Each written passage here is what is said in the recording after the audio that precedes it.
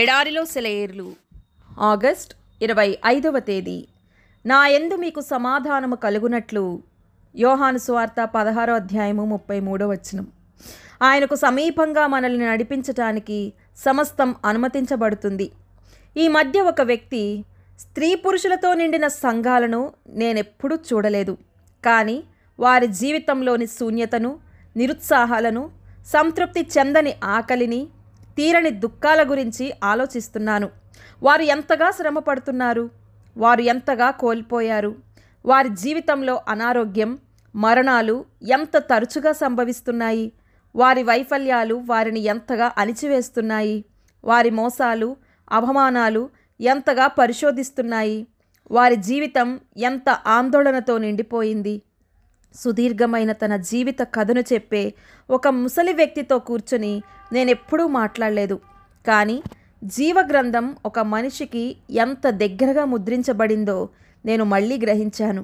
చెప్పబడిన కథలో ఆశ నెరవేరనిది, పని పూర్తి కానిది, ప్రేమ అడ్డుపడడం, శ్రమ తర్వాత శ్రమ, దుఃఖం తర్వాత దుఃఖం, మరణం తర్వాత మరణం క్షీణింపజేస్తున్నాయి. జీవితమంతా నీడలా వెంటాడుతున్నాయి. తీవ్రమైన దెబ్బలు మనం ఆయనకు దగ్గరగా రావడానికి, ఆయనపై ఆధారపడడానికి కారణమవుతాయి. మనం అనారోగ్యంలో విడిచిపెట్టబడ్డామని, జీవితపు తుఫానులో పెరికివేయబడ్డామని భావిస్తాము. కానీ ఆయన ప్రేమ ఎప్పటిలాగే మారకుండా ఉంటుంది. మరియు మనం ఆయనపై ఆధారపడాలని ఆయన కోరుకుంటాడు. తద్వారా ఆయన మనకు శాంతిని ఇవ్వగలడు.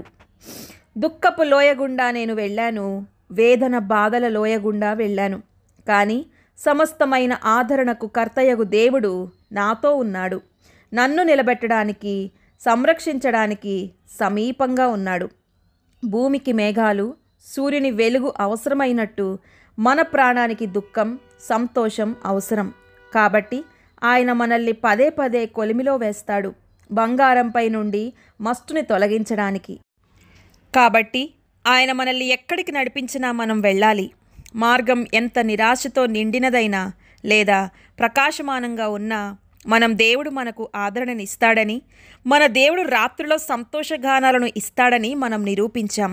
దేవుడి మాటలను దీవించునుగాక. ఆమెన్.